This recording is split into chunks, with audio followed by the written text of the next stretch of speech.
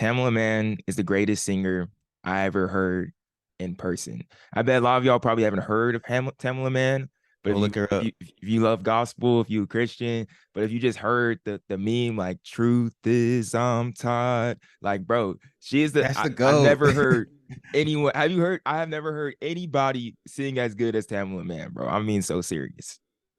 I mean, I haven't been there in person, but just listening, she like a Fantasia type, Jennifer Hudson type level No, of no, not even. she's Jennifer a Hudson and Fantasia are a type like Tamela Mann. Like that's what I'm saying. mm. That's what I'm saying. There's no one like I I'm never saying that heard. for the people that don't know. For the people that don't know. Yeah, I never heard Beyonce. You feel me? I never heard Adele. But Beyonce ain't I on that like level. honestly, I'm sorry. I don't think they could compare to Tamela Mann. I'm being real.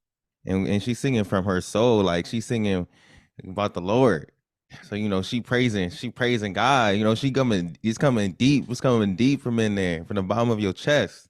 But that's my theory too. I really think that gospel singers are the best singers on the planet.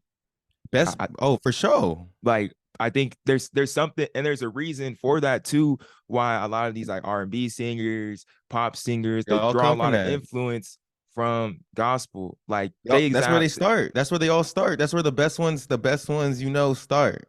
yeah, yeah. They sound exactly like the radio, like for real. Oh, Performance wise, they're the greatest ever. Too, like you said, Beyonce started off in the choir. That's how you learn how to perform too. but let's go into it. I'm Joshua Potts, Mr. Possible, always with the brother with the same mother, Aaron Potts, Super Hot Potts, and you're watching and listening to your favorite two black runners every single Two Black Tuesday.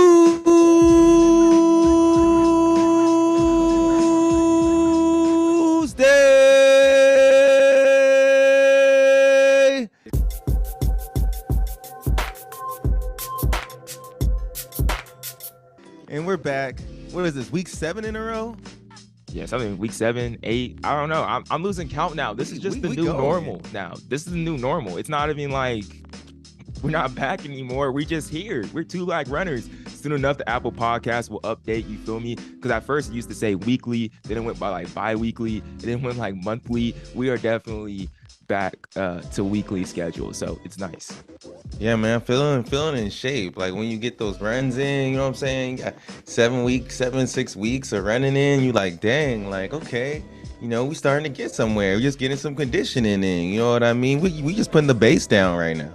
No, facts, and it's nice too because I feel like the podcast as a whole, we're kind of like developing a new style of doing things. It's been a lot of just me and you kicking it and talking, and I think it's been great. And we've been bringing on guests that's come on too, and like just talking about a whole lot of stuff. And I think that's what is going to continue. And we have a great podcast really in store. We're gonna have a great interview coming in a second with Abigail Hollie. She's one of the heads at RIDC, the Running Industry Diversity Collective, and she's going to give some great insight into that program. Man. Coalition. Oh, my bad, bro. My bad. I'll have it straight like in 15 minutes. Believe me, I'll have it straight in 15 minutes. The Running Diversity Industry Coalition. That's what she's a part of. And then plus we're going to talk about some NCAAs that's coming up this Saturday. Everybody's always hyped for cross country. But before we get into anything else, we just heard about this morning. We always record on Mondays now. So we heard about this morning. We had to add it into the podcast and because we had to talk about it. The World Athlete of the Year's nominees came out on the women's side. The 5 finalists of the World Athlete of the Year nominees. We got Faith Kipyegon, Yulimar Rojas, Sharika Jackson, Femke Bol, and Tizket Asafa. All are 5 nominees. But the big news from this, there are 5 finalists. The big news from this has to be the one and only, that girl. I'm not back. I'm better. Sha'Carri Richardson was left out, snubbed as the 5 finalists for World Athlete of the Year on the women's side. That's going to be the conversation for sure. That will be the conversation. She's out of it. She's our 100-meter world champion, bronze in the 200-meter, a championship record in that 100-meter race. Aaron, did Sha'Carri deserve a spot on that top 5? I think she does.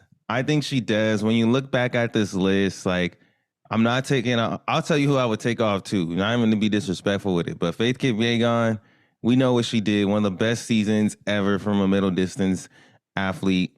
I'm not taking her off.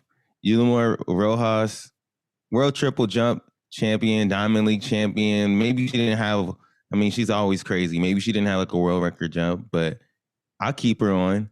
And then I think this one's interesting with Sharika Jackson, 200-meter world champion, 100-meter world silver, and second fastest 200 of all time. Similar to Sha'Carri's stats in a way, but she was the 200-meter world champ and got a silver. But that second fastest of all time, that's what I think keeps her on this list for me. Tigis Asifa, the marathon world record. Some people might be like, bro, that is just one race. Like, how could she make it off one race? That world record was insane. 2:11, that was one of the greatest performances that we've seen all year, male, female, whatever. But then the one I would take off personally is Famke Bol. 400-meter hurdle world champion, indoor 400-meter world champion, world record. It is a world record. It's an indoor world record. I'm sorry, indoor world records. I mean, they're cool. World champion against no Sydney. I mean, that's cute. I mean, I'm sorry. I mean, but Sha'Carri, to me, 100-meter world championship record in that 100, bronze in the 200. But we're also forgetting about the 4x1. She led that team to win the 4x1, which is always a big thing for the U.S. I know we won the year before, but to come back and be like one of those big leaders on the team and do that, that gives her three medals from that meet, 2 golds, and 1 bronze. I know you could say Famke, I think they won the 400 meter. They won the 4x4. They won the 4x4. They did win the 4x4. After she fell on her face in the mixed relay. That is true. But I think Sha'Carri's individual championship is stronger, and she has 2 individual medals. Famke has a mixed relay. Did she get one from the mixed relay when she fell? No, they got DQ because she fell, dropped the baton, everything. It was all bad. But you have to, because people were commenting. I saw a few comments saying that like Sha'Carri, she only won 1 race the entire year. That's not true. Sha'Carri won a lot of races. She was basically. She didn't even get that at all. Besides like the semifinals of like the World Championships. But what does that mean about Tigis Asifa then? She won more than 1 race. Well, she broke a world record though, so I think she deserves to be on that list. As in the marathon, I'm not saying they can only run like 1 marathon a year. But then you also got to consider Famke Bol. She didn't really lose. Like honestly, I think that's the main reason she didn't lose at all in the. But Sydney didn't race the hurdles. True. I'm just saying she didn't lose at all in the indoor 400-meter. At all. She didn't lose at all and broke the record. She was dominant at that portion of the year. Outdoor 400-meter hurdles, didn't lose at all. But like you said, didn't have the competition in the past couple of years. But in doing that, she still ran the second fastest time ever in the 400-meter hurdles. Talk about competition. Who did Sha'Carri beat? Sharika Jackson, bro? Like, oh, facts. The girl that just ran the second fastest of all time, bro. The mommy rocket. Like this is like the toughest competition in the women's sprints that we've seen in like, maybe ever. Like, so if you want to consider that as well, and that Jamaican 4x1 that they beat too, with Elaine, all them, like, bro, like, come on, man. I don't know. No, I hear you, but I'm saying it from this perspective because I think there's gonna be a lot of outrage over this. It's gonna come up definitely when people start hearing about it. I just want people to understand that, like, it's low key.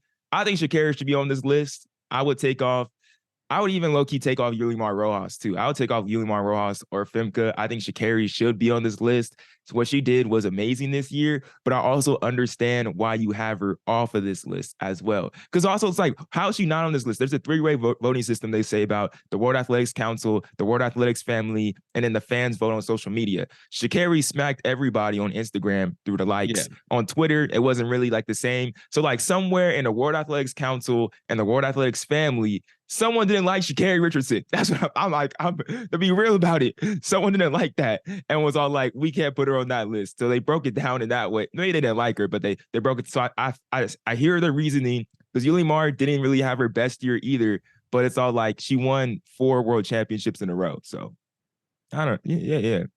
So it's. I mean, you could twist it and turn it however you want and look at it from so many different perspectives, like you said. So it's like, what does World Athletics Council and World Athletics family value? You know what I'm saying? That's what it comes down to, because everyone could give a different opinion on and spin it a different type of way. So maybe somebody didn't like her. I don't know. But she should at least be top 5. Like, come on.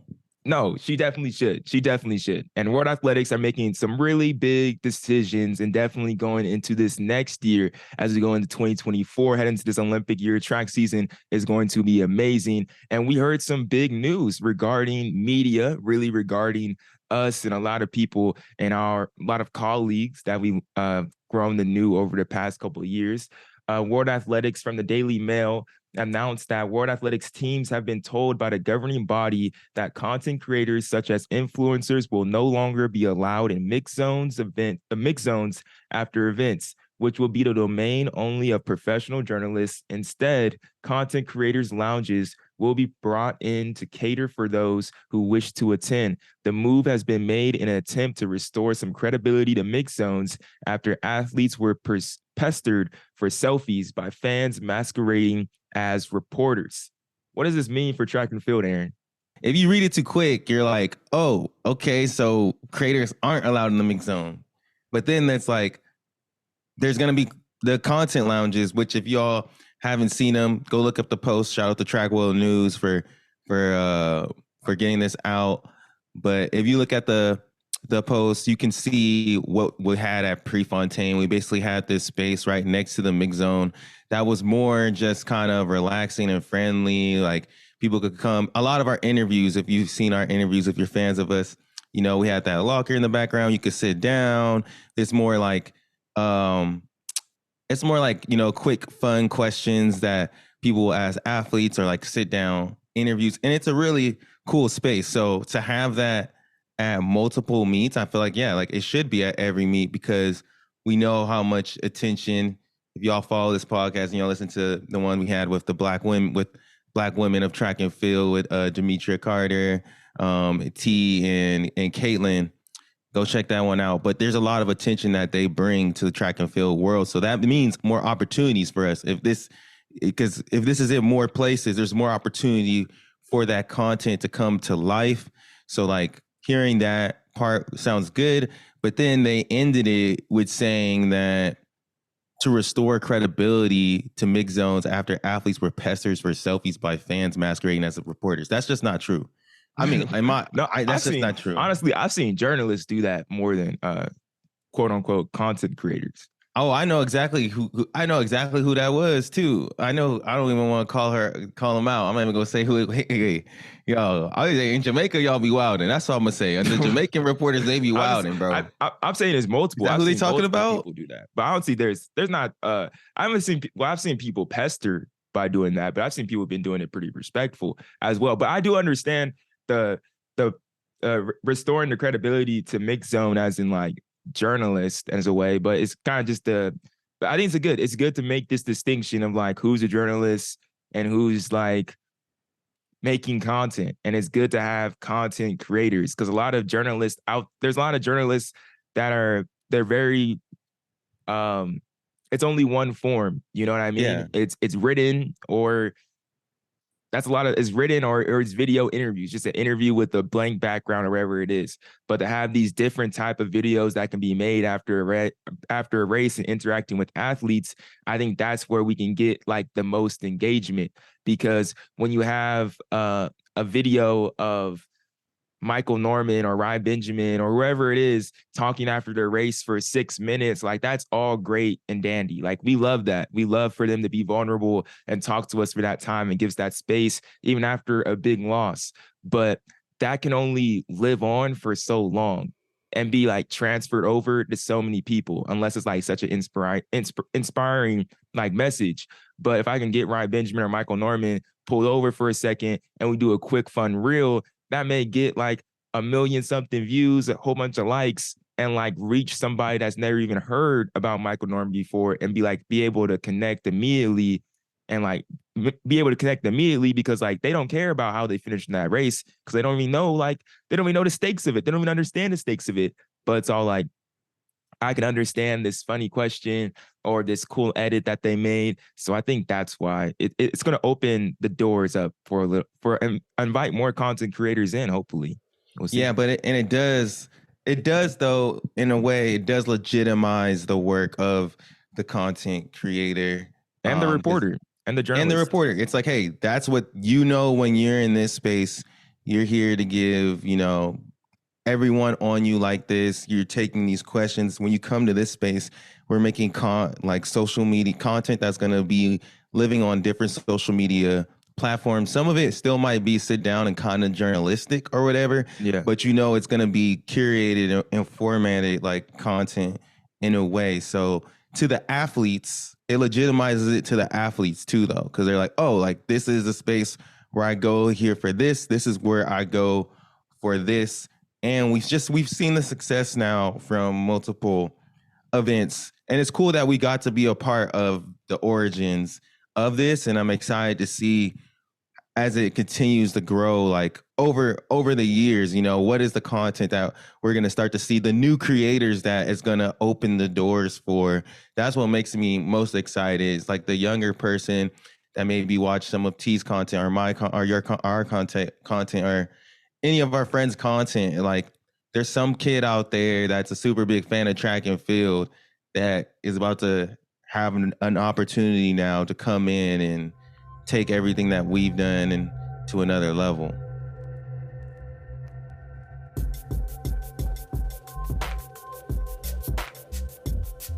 Now joining us on the podcast, we have a very special guest. Honestly, going to be a great conversation for in the middle of this. And I think y'all are going to learn a few things about the running industry, and especially about the Running Industry Diversity Collation. Joining us now, we have Abigail Hollie. She is the host of the Abnormal podcast as well, where she shares deep and thoughtful thoughts about testimonies and Christianity and everything on top of that end as well. She is the program manager of RIDC, and honestly, she is getting ready for the cookout going down at TRE this November, really supporting all the Black individuals, men and women involved in the running industry. Well, not just Black, we're talking about Hispanic, Latino, Asian, anybody bringing in a little bit more spice into the running industry. Abigail Hollie is joining us on the podcast right now. Abigail, how's it going? How's you doing? What an intro. Thank you for that. Thank you for the shout out to my podcast as well. Find us at the ABN podcast on Instagram. It's going great. That was a nice hype up to get into the conversation. Yeah. Thank you. But I also wanted to start here. We're going to talk about running. We're going to talk about a lot about it running. But in the beginning of this podcast, I was telling Aaron that I just saw Tamela Mann in concert. Greatest singer I ever seen in person. Greatest singer I ever seen in person. I'm saying that hands down. I don't think there's anybody better than her on planet Earth. I think God has really blessed her vocal cords. I gotta ask you. I would agree. I gotta ask you, who is the best singer you ever seen in person? Oh, that is a great question. In person, like live? Okay, can I say a famous person then a non-famous person? Yeah. Okay, I saw, believe it or not, Summer Walker in person. I'm gonna say I was not prepared for how, like, that's exactly how she sounds. Like how you hear her on a recording is exactly how she sounds. And I heard her before she was really famous. So it was like a small concert. Oh, that's dope. Yeah. And I was like, I didn't know her that well, but oh my gosh, that one, like, I think I actually teared up because I was like, wow, that's amazing. And then my second would actually be my best friend, who I think beats out everybody. Her name is Peyton West. She has been singing all her life. She's been singing since she was a kid, and she literally sounds like an angel to me. So anytime I think about best voice, she's like number one in my mind. Did she got a mixtape or anything we could shout out? I should be dropping one. Like, for real. She does live concerts. She usually she'll do performances. Like she sang at my wedding. She'll sing with a band. Like if they have a concert or something, she'll do things like that. But I don't know. I don't even know what to promote of her. She's just a great person, I guess. Just shout out to her being wonderful. It's just Bro, like an yeah. Easter egg. You just gotta find her on the street one day and just get Yeah, to hear just the best singer get in the blessed. world. But Abigail, let's go into this though. The Running Industry Diversity Collation. What is that? Like, I think a lot of people see the words, see the letters RIDC combined together, and I don't know. I don't know if they know what that is off the first bat, but what would you say? How would you describe RIDC? Yeah, it's a lot of letters, it is. But I would say it's mostly simplified in that last part of it, the diversity coalition. So we are about doing this work in partnership with our members of either the running community. So this might be race directors, this might be run club leaders, or the running industry. So you're looking at those big name brands that give us our running gear, our running apparel. And it's sort of this collective effort to seek out racial justice within the running industry and community, meaning we're looking to create equitable access. So there's a lot of jobs like within running that a lot of people don't know about. One, because it's the world's best kept secret, but two, because most of the times it's been passed along from one white guy to his other white guy best friend to get him into the job. So we want to break that trend and get more equitable access to employment for, we often use the phrase BIPOC, which is Black, Indigenous, and people of color. That's talking, like you said before, your Latinx, your Native and Indigenous community, your AAPI, all the above. We're looking to make the running space more inclusive. So you'll see, like, most of the times we know it's stereotyped. Black people are left as sprinters. Typically, they're not even African American. They're from other countries. We are left out of endurance running. So there's a lot of that also happening within the industry. BIPOC are the least likely to be in leadership positions. I believe Black people are less than 1% of leadership, according to our research. Latinx, even less as well. So just creating more inclusion and visibility for all those people that the industry has been missing so far. That's what the RIDC is about. And we can't do it by ourselves. It's a lot of work to be done. So we have to do that in partnership with everybody participating in it. So we just sort of help try to guide how that process can go. No, we love that. We love that here. That's something that we love to talk about since the genesis of the podcast. Like, I know for me, myself, working at Hoka and just like finding my place, or, coming up through this running industry, like, you don't see other people that look like you, but I'm also like so happy that I get to work in this industry that I'm passionate about. Being that, started off running in like the second grade, ran in college, worked at a running store, made it all the way up into like marketing with a brand, and then getting there and seeing like, and just like forget about the other races, just me being able to be there and being like, man, I didn't know like this opportunity existed for me after I was done with running track and field when I was like in high school. So like, that's always been something that I personally been passionate about, letting other people know that look like me, like, hey, bro, we need you over here. And there's a lot that you and your perspective can like bring into the space, and like we need that here. So I'm super excited to have you on this podcast. But like, what was that like for you? How did you discover the Running Industry Diversity Coalition? And were you working in the running world before this, or how did that start? So honestly, kind of similar-ish journey to you, in the fact that I didn't know a lot of this opportunity existed. So prior to working in the running industry, I'm like, my journey is like a lot of people's, had a lot of lefts and a lot of rights. So I started in healthcare. I was actually a recreational therapist, which basically means that I believe in putting modes of therapy into activities you enjoy. And a lot of the people I worked with, running came up in that sphere, but I usually worked within like physical disabilities, like that kind of adaptations, things like that. So I was already in the world of like diversity, specifically within disability. And then I recognize a lot of inequity in healthcare.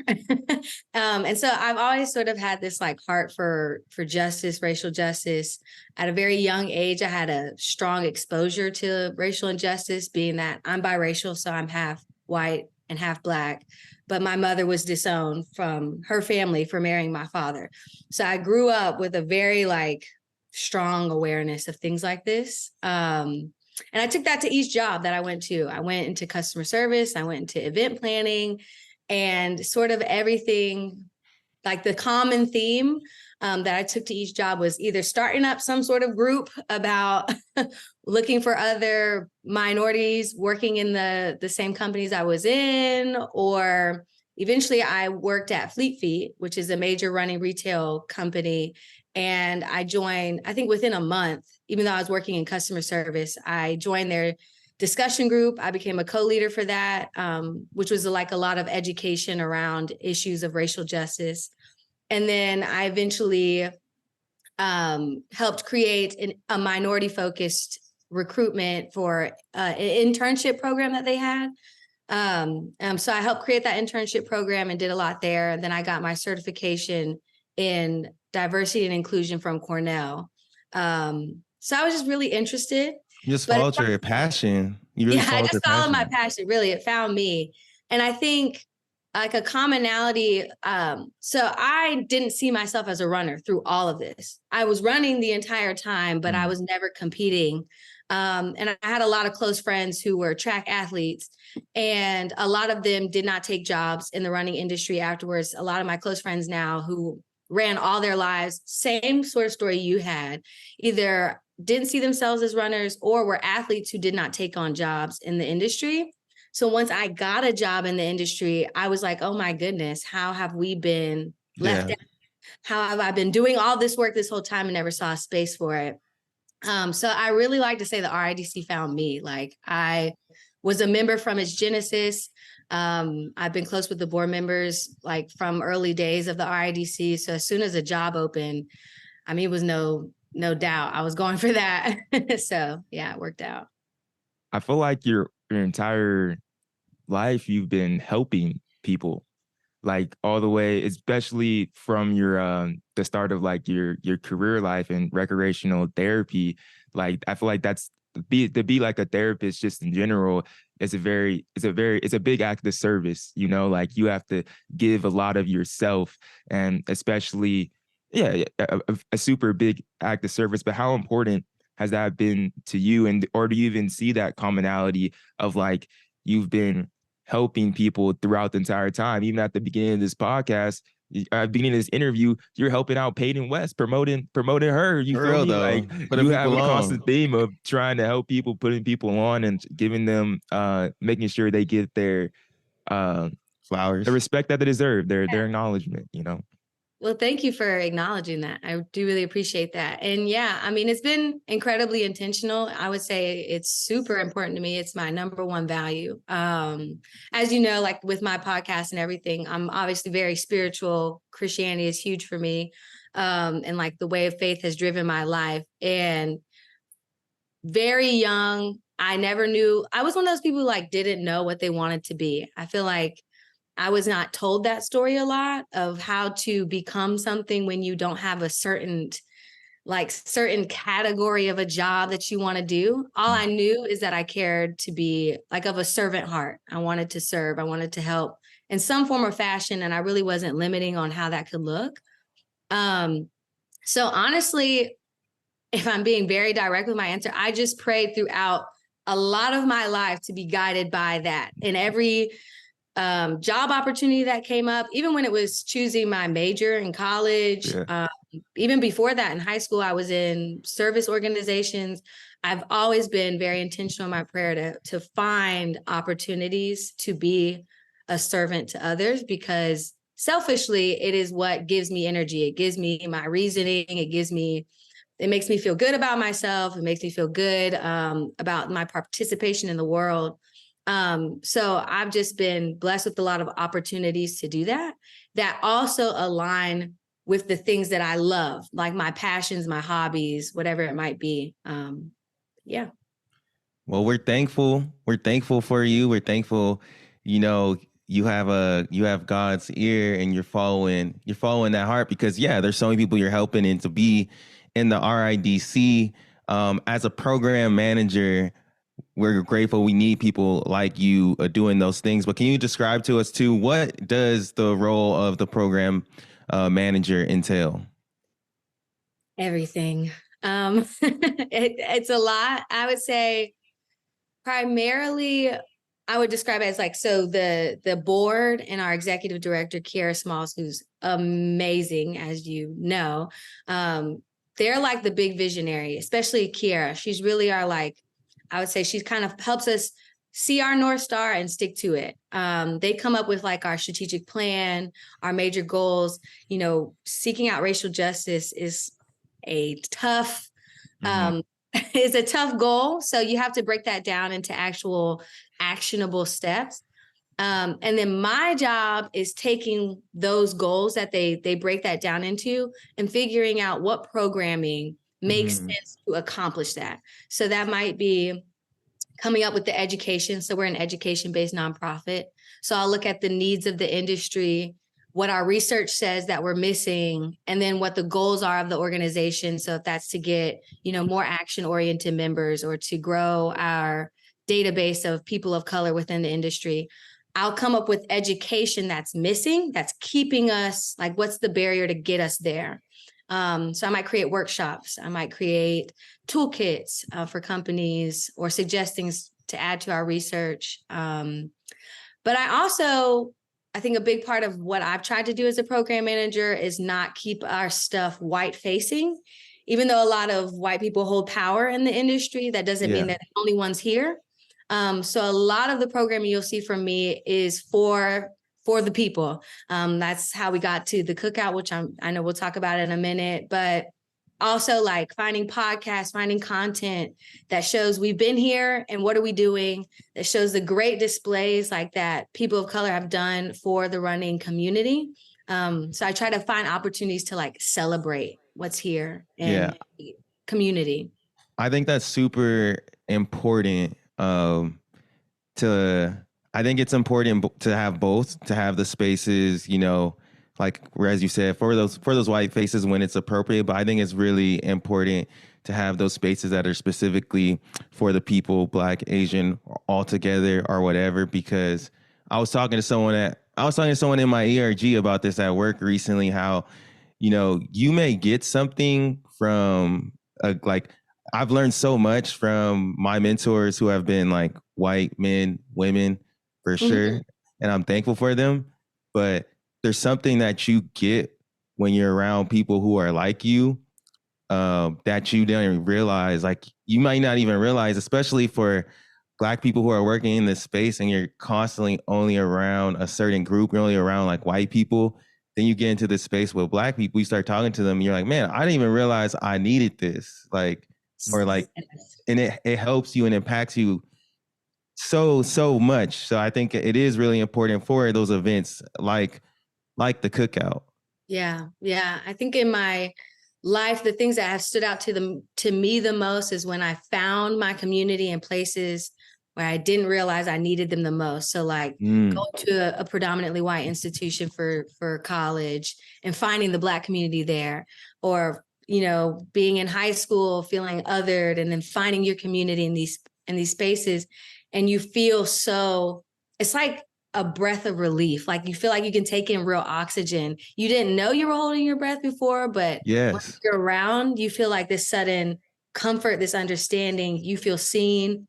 You don't have to over explain. And then beyond that, there's this like colorful fabric of life that you get from your community, like just to learn things about how to move, that we can grow with each other, we can support each other in a way that you just don't get, you know, sometimes when you're the only one. So I try to create spaces like that. Josh, I'll let you add, but I just want to say also there's so many different types of people like within your own community too. It's not like you're going there because you want to see all the people that are the same, that are like you. It's also like beautiful to see like people that look like you, but they're just like so different. And this is a whole nother conversation, because maybe like those deep monolith. Yes. Yeah, those deep stereotypes even get ingrained into you. Like you didn't even know that this like the world around, because people are kind of like putting like an expectation on you when you're in these other rooms, but then you go in there and you're just like, oh no, everyone's so different. They have all these different stories. They have a crazy different story like me too. So yeah, I could go on about this all day. I could go on about this. No, all for real though. You're so right. I mean, it's just and like you said. Sorry, I know, Josh. Yes, but No, go ahead. to what you said at the end there of like, there's some things we ingrain within ourselves. I think, not to get on a whole tangent, but people think white supremacy is just for white people. No, it's like this indoctrinated belief system that we have as a culture, as a society.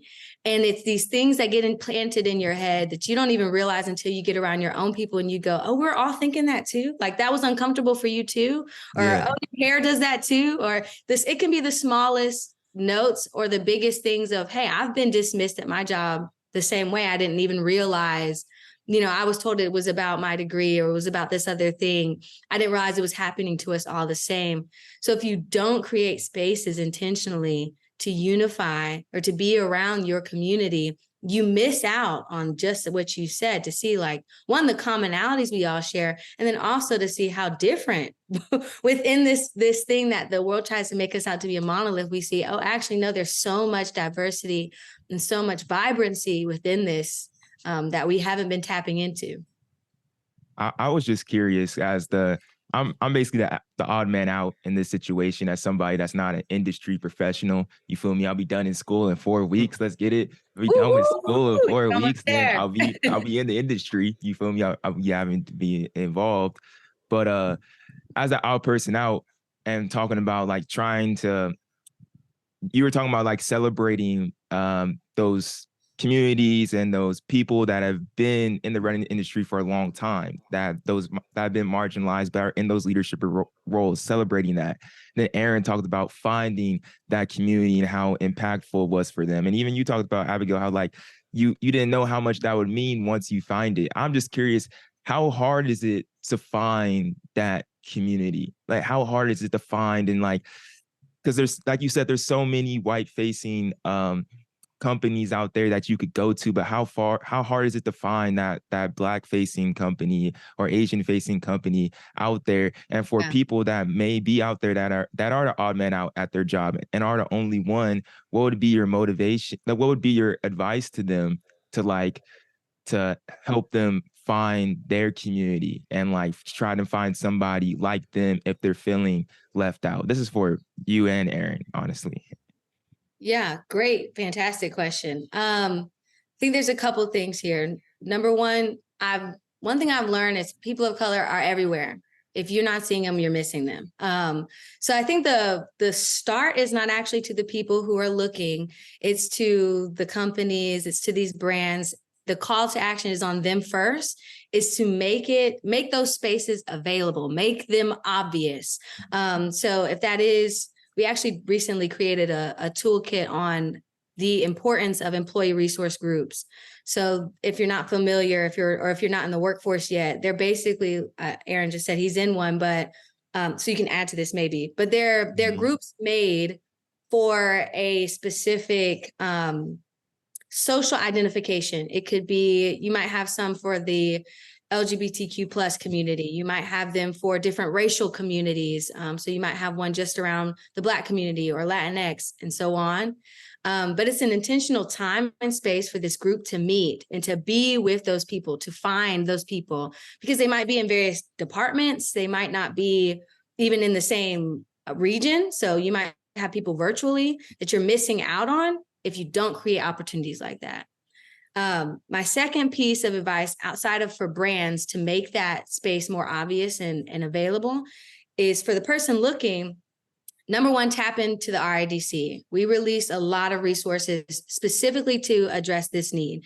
So we're working on, we just created one to find run clubs in your city.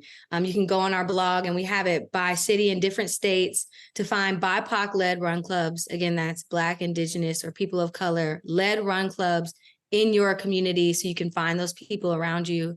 We'll put together, we had a women of color only workshop. So this was for all women of color in the running industry to hop on a call. We had I think like 150 or more women, all women of color from the running industry, getting on there, sharing contacts, sharing their stories, connecting with each other. We'll have a BIPOC micro career fair coming up. Like we have the Cookout, these opportunities for parties and celebrations. So we try to supplement where there might not be this space at your job. We'll try to create this space for you, because if there's only one of you at your brand, but there's 10 somewhere else and there's 20 at another place, we try to bring you all together and make that collective space. I'm curious, Aaron, if you had anything you want to add to.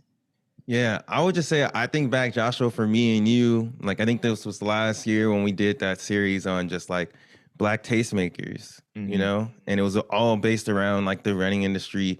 And we quickly found that like there were people, you know, doing things in the running industry that just maybe they don't get the notice as much, but I think it's just super important for us to like tell those stories when we have the opportunity. But it also was a self-discovery for me and you to be like, dang, no, there is like a Black community in the running industry, in the running world. And I think it's like, also, I feel like it's a part of my responsibility to be someone that's like connecting those dots, or like when I see that Black person doing that thing or whatever, just to say what's up, you know, and just talk to them. And I agree with you with the Black employee resource groups. I think that's super important. I just think there's a lot that you can really get from those people, even if they're not, in my opinion, I don't even think that they have to be like a super high up person. No. It's just anybody that, because they're going to have just a similar experience that only you are going to share for them. So I would say if you're at your job or at work, don't be afraid to reach out or like talk to them. It's not like you're not being like extra or that guy or anything. Just be friendly. You know what I mean? Because I just feel like you really don't know, but there's like a lot that you're gonna get from that you didn't know. I even think, bro, like Joe Holder, when we met Joe Holder, Joshua, like I had no idea like who this dude was. We had this podcast, long story short, we got invited randomly to this podcast with Mev Kaflexi in New York. And we were like, what the heck? It was like a round table. It was all these people. Joe Holder, if y'all don't know, he's like a health and wellness like advocate on social media. He's super big. I had no idea who he was. Was on Good Morning America. Yeah, this dude is huge. But after like New York City Marathon, that man is big. But something about like when he's talking, I'm kind of like, I was like a kinesiology major, so I'm a little bit into health and wellness and stuff too. Yeah. You know what I mean? And I'm a runner and stuff, but just seeing how once I started following him, and I'm like, man, like he's taking this thing like so far, and how he did it. Even just forget about him being Black, but just me being able to see some of myself in him. And like one thing he talked about the podcast was, he said something like, anything you ever want to learn, you could find like in a book. Someone wrote about it. I don't know, that stuck with me. And like, yeah, I feel like I read a decent amount now. I was already into reading now, but I've only continued to like do more and more and stuff. But like something about that coming specifically from him, like as a successful like Black man in his like maybe early 30s or something, I think that like stuck with me in a different way. Made me think, man, maybe that's like somewhere I can see myself being. You know what I mean? So I don't know. I think it's hard, but it's also like in the same way, I think it's easier than you think, even if it's just like that one other Black person at your job, you know? I will say with this job, it's given me the opportunity to talk to hundreds, at this point, thousands of people of color within the running community, literally, whether in this country, out of this country, beyond. And I'm not exaggerating when I say almost every single one of us shares the same feeling, like we're the only one, or like we can't find the others, or like we've been kept out of the community. Or if we find a community, we find this like one pocket and we can't get outside of that. Like you said, it does not matter job title. I mean, I've talked to people at the top of senior leadership who feel isolated, who feel like they haven't found a community until they met the RIDC and finally met other people to talk about this with. So really putting yourself out there. If you see somebody, trying to connect with them, like you said, if you see a story about any sort of like, you see a nonprofit, you see a run club, you see something that you're excited about, share it, promote it. Because the people are there. They're just being missed. And then another last piece of like practical advice, if you can find a retail store owned by someone of color in your community or near your community, usually they have a lot of connections. Like if you can just try to get in touch with that, whoever works there or a management there, if you can try to get in touch with the owner, usually a lot of run clubs go through them. A lot of people, they're seeing new faces in their door all the time. Even if it's not owned by a person of color, you can try to start something in connection with a retail store, which is it's just an easy way to find like the run community because they're already coming there. So just one other piece of advice. That was a lot of great practical advice by you guys. Great job. I think you could go into that, like you can use that outside of running and any, like not even just running industry, just in life in general. Like when I go into it, believe me, I'm definitely the dude that feels like I'm weird, you feel me, and doing too much. But like I'm trusting y'all that like I'm not doing too much. So if somebody gets mad at me, I'm gonna tell it's y'all guys' fault. But at the end of the day, I think it definitely is great advice. You're not weird. Everybody wants and needs a community for sure. And I love that RIDC is doing that, and you're doing that in a big way at the Cookout, at TRE, the running event. The running event has to be the biggest conference for running industry professionals. Kind of not like that has to be there to do that at the running event. It's super big. What's the Cookout about? And like, yeah, what is it about? This is my baby. This is this one I'm like thrilled about. So you're right. The running event is the largest trade show in the running industry. In general, it's huge. If you're not familiar with it and you're listening to this, it's like, I think they have over 10,000 people who attend, some crazy number. It's a bunch of brands. I mean, every brand you can think of and brands that you haven't even thought to think of are there at this like sort of big exhibit hall. And they all set up booths to peacock about what they're going to do for the next year or what they've been doing. That's so great. It's really an amazing event. But usually afterwards, all of these brands, or a lot of them, will throw big parties. And it's sort of just like, it's a get to know who's who. Maybe it's an opportunity to connect with like business deals you haven't been able to, or to meet community members you wouldn't otherwise know. But my first experience at TRE was last year, and a lot of our board members have gone multiple years, and it just felt super white. Like that's the best way I can say it. You would go and like, I felt like I was invited to a frat that I was not supposed to be at. Like, it was just like the music told me it wasn't for me. The food told me it wasn't for me. And the people didn't reflect me. Now, that doesn't say that the people aren't amazing once you like get to talking, but just that first like visual, and that creates like a discomfort that I think we're all familiar with. So last year I was like, we should do our own. we should have our own version of this. And not thinking anybody would go along with my idea, but it worked out. So that became the Cookout. The name was chosen intentionally, one, because it literally is a cookout. It's all about the food. It's all about the fun. But the name, if you're familiar with like the colloquialism, Black people often say you're invited to the cookout. It's a loaded phrase. It means I'm allowing you to like, I'm treating you like family. I'm allowing you to commune with me. I'm trusting you to be around my closest people and in my private spaces, which means you have to be all for me and my people, not just myself, but for my community if you're coming to the Cookout. So that's what this is. We're inviting our engaged allies to be part of this. So we have some really amazing sponsors who stepped up to make this event possible. And it's free to people of color. We intentionally set aside for every sponsor, they purchase tickets, and they, on behalf of people of color in the running community, purchase tickets for them. So I think we sold 12 to sponsors, but you get 13 for the BIPOC community with that sponsorship. So we have over like 100 spaces set aside intentionally for people of color to get free access to this event. The event is like it sounds. There will be a DJ, there will be a performance, there will be dancing, there will be soul food. It's about to be turned, man. It's gonna be a party. Like it's a celebration. And I think the biggest part of it is a lot of times we spend a lot of our effort talking about the issues, like talking about the challenges, the barriers, the holdups within the BIPOC community.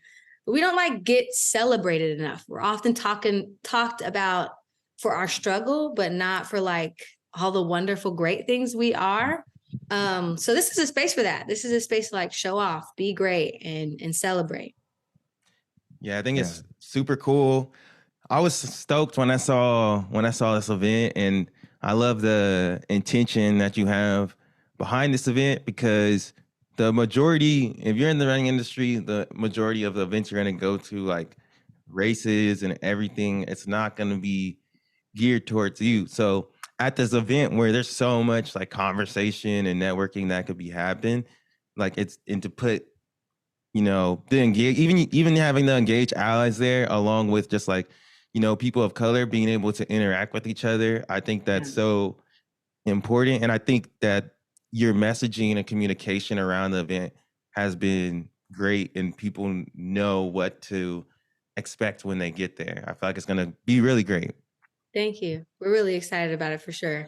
This was like our kickoff into, we spent a lot of time doing education about here's how you can go about this. Here's what we recommend. And now we're like, how about we do it? We're going to create our own inclusive event. If you don't know, like in 2021, we did a workshop on creating an inclusive event. And so this event, I'm actually using what we said, this is what you ought to do, and we're going to do it. And then I'm going to create a follow-up workshop to talk about exactly what that looks like. So this is from our vendors, the help we had with the event planning team, the photographer, videographer, the performers. Everybody has been with the priority of seeking out people of color to put this event together and creating a space for those people. So. No, that's a great point, because so brands could come to this and they can learn, take note on like, oh, this is how, if we want to create like a diverse event in the right way, this is how we should go about it. You are setting that standard, setting that example. That's really cool. Thank you. This sounds fire. I'm super excited to hear from them. Aaron will be there. My other brother will be there too. So I'm super excited to hear how this all goes down, the cookout, or for other people, this may be the carne asada or the menudo, or exactly. Honestly, I can't go. I don't have a super long list. That's really the list. My list kind of runs out, or it'll be Sunday dinner for other people. But like, I'm super excited for this opportunity. Before we get out of here, Abigail, I just want to know, because I bet there's people listening to this podcast that may have not heard about RIDC, but they're hearing about all this such great work. How can we help out? How can we support RIDC and all your guys' efforts in the future?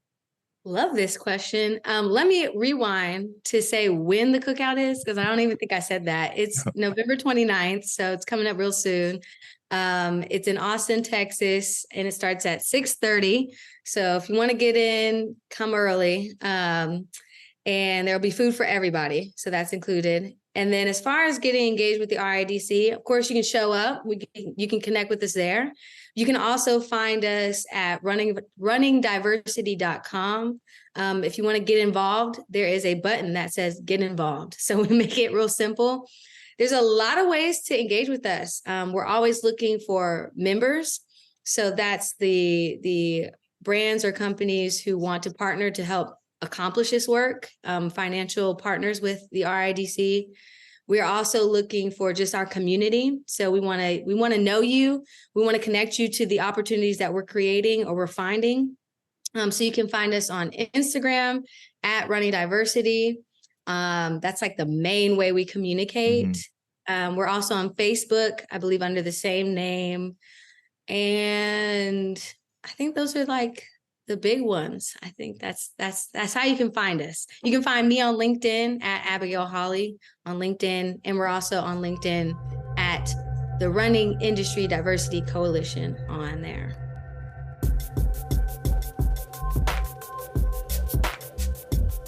Bro, that was a good interview. That was a good interview. It went a lot of different directions, went deep, got to learn a lot of information about RIDC. Like, I'm excited for you and Caleb going to that.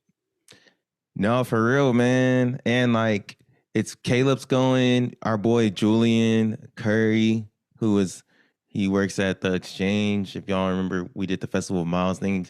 He's gonna be there.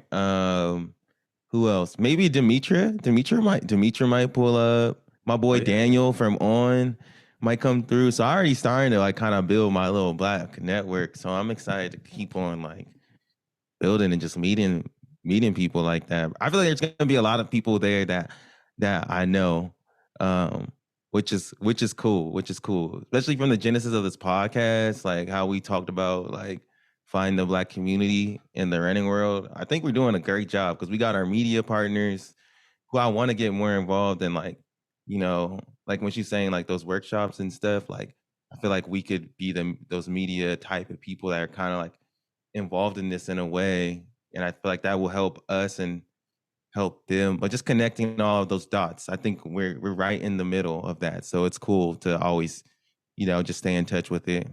Yeah, and I really feel like RIDC is doing something, because I feel like oftentimes like we'll talk about like running media and be all like, man, running media is definitely like behind the 8 ball on a lot of things. But I feel like RIDC is like getting ahead of the game and like in what they're doing. Like they're right on, they're on perfect timing of what they're doing and trying to create this community create this BIPOC community and just be able to like have so many people involved. So like they're on perfect timing at the moment, standing on business. You know what I mean? Standing on business.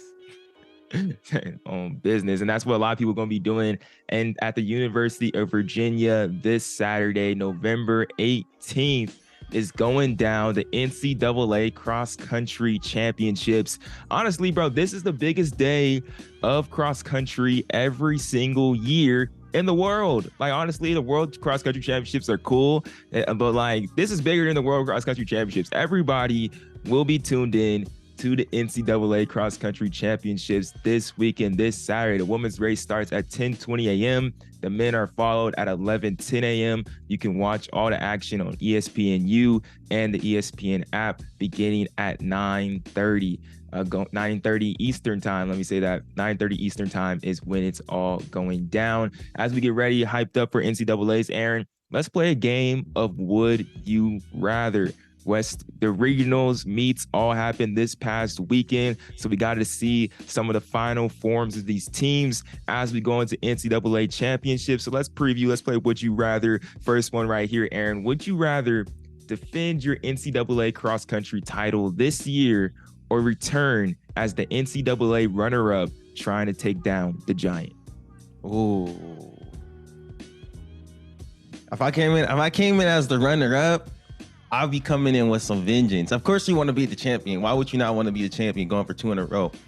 But I think it's an easier position coming in as that runner-up, low key, because you got something to prove. You got that chip on your shoulder, and especially if it's the same person that beat you the time before. Beat me once, shame on me. You know? Yeah. And that's the exact position that Parker Valby of Florida is going to be in this weekend.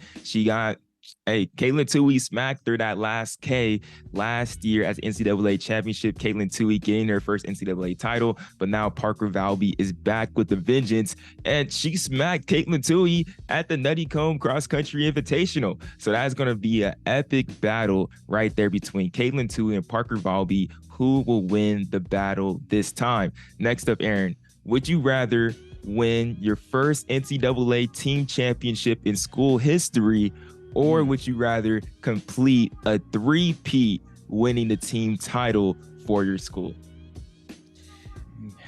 Okay, it depends. If I was someone that was on the team for each championship, I'm going with the 3-peat. You know what I mean? Because like that's crazy. That's crazy. That's just not never done. But same thing, winning your first championship ever. Dang. It's pretty epic, but I'm gonna go with the 3-peat. Really, the 3-peat? That's what NC State is on. They're on a mission to win their 3rd NCAA championship in a row. They'll actually be the 3rd team to do that. Villanova, actually won like 7 times in a row, like in the 80s or something like that. I just found it out today. But then also, I believe Stanford also won 3 team titles in a row as well. But so it'll be the 3rd team to do that if they accomplish that this Saturday. But they're gonna have to get through NAU, who's just looking dominant. I think I'd rather be the first team in NCAA, like for my school program history. I want to be NAU. I want to be the NAU women and take them down, bro. That's gonna be an epic race, honestly. That's what I'm most excited about. Yeah. But if you the NA, you could be footsome. If your team keeps on winning though, like that 3rd, like then it's just like, oh yeah, you were the start of it. But if y'all lose the next year, it's just like, I mean, you'll always be remembered in your school history, but they're gonna be remembered in national history like forever if they get a 3-peat.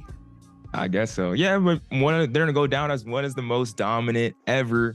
But also, in this situation, they could also be known as shutting down a dynasty too. That's pretty epic. That's pretty epic for the NAU. Slaying the dragon. We'll see it. And there's something really epic that happened at West Regionals that I want to talk about. So would you rather be the low stick helping your team make NCAAs, or the 3rd or 2nd man making a difference by a 1/10 of a second helping your team make NCAAs? You know what? A lot of people are gonna be like, yeah, I run to be the fastest guy on the team. But you know who really gets all the glory in those situations? It's Danny Diaz. That was his name? McFarland? Yeah. McFarland. Danny Diaz. Do y'all remember in McFarland when Danny Diaz was, bro, you might have to play the clip, when Danny Diaz was hawking down people in the last 100. That's not Danny Diaz. That's not Danny Diaz. Nobody care about the low stick, bro. Nobody care about the low stick. Even the low stick don't care about himself. He like, yo, I'm gonna do my job. I need one of y'all to step up though. If you could be that dude that steps up and by a 1/10 of a second, bro, you getting all the glory. So I would say that would be my pick.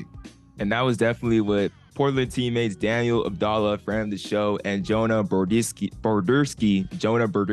I don't know if I'm saying that man's name right, but hey, Daniel will let me know. They finished 18th and 20th, and everyone around them they beat by a 1/10 of a second, claiming NCAAs. If they would have lost in any way of that 1/10 of a second, CBU would have went in at NCAAs, or you could have been Matt Strangio, surprising the field, finished 2nd place behind Kai Robinson. Wait, so CBU didn't make it? No, they pushed CBU out. We love to see that over here. I'm sorry, we APU, man. That was our rivals, bro. We love to see that.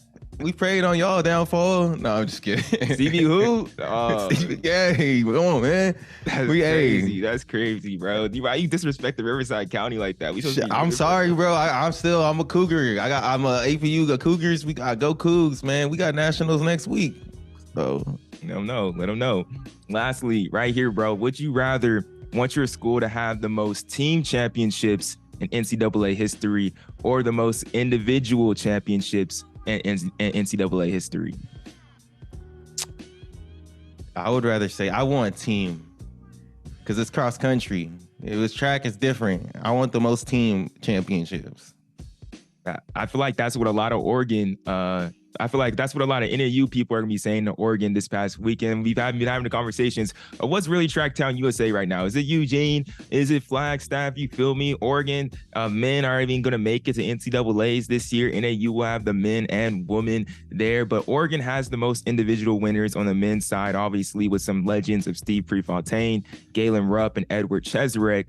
But then NAU is currently tied with Oregon for the most team titles in NCAA history on the men's side with 6. But if they win this Saturday, they'll be tied for third with UTEP for 7 championships. I think that's just interesting. NAU and Oregon going back and forth. NAU's kind of, even they have no individual winners yet, but like they're definitely moving up in the ranks as more legendary than Oregon. I don't know. I mean, they're right there. Flagstaff is just the place everybody goes to train. Mike Smith is training professionals now too. So hey, Flagstaff is one of the meccas, bro. It's definitely a mecca of running in this country. People from outside of the country move to Flagstaff to train.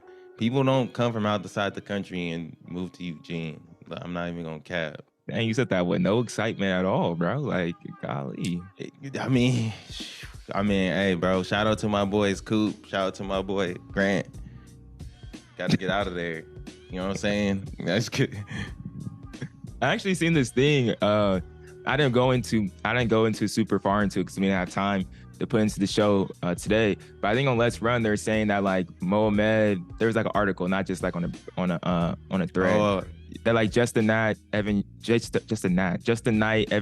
and Mohamed said like they're happy with BTC, and like there's no problems after leaving with those three leaving. Like everybody's happy. They said Yeager said that there was a negative vibe when they first moved to Oregon, but like everyone has a positive mindset, and like yeah, everybody's cool. They're chilling. I love to hear that. That's good. I'm happy that they happy. You know, everybody happy. You know, the people that wanted to dip from Eugene were able to, you know, get out there and spread their wings. So, man, just hoping Justin Knight comes back healthy. I like Justin Knight, Mohamed. That's low-key. That's tough. That's tough right there. So, Canada boys, bro. Like, I just hope that he comes back healthy because he is one of the best in the world. He's very capable of being a medal contender. Yeah. So, and a good personality too. Like somebody that's a dog that like wants it. And like, as we've seen, somebody that was dominant on the NCAA scene in cross country, especially like a straight dog. So I hope he comes back too. Hopefully Evan Yeager gets a couple more years as well to really like put something together. I would love to see him and Hillary battling it out at the Olympic final again for the U.S. in the steeple. I think we will. I think Evan is gonna get it. He's gonna get together. He just has to get healthy. As long as he's healthy, he'll probably be on he's gonna be on the team, in my opinion. Hillary gonna be on the team, bro. That was just unfortunate last year.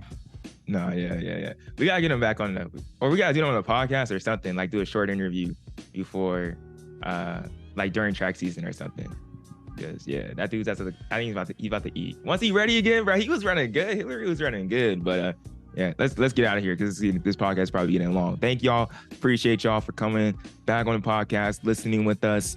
Man, it's been a pleasure. Been killing it for the past 7-8 weeks, however long it's been. I also put this out there, man. If y'all been rocking with us, definitely on this new format, this new injection of life in the Two Black Runners podcast, hey, leave us a review, man. Leave us a review on Apple Podcasts. Share it with a friend. Definitely, this podcast will be a great one to share right here where we dive into RIDC and so much about what they're doing for the BIPOC community.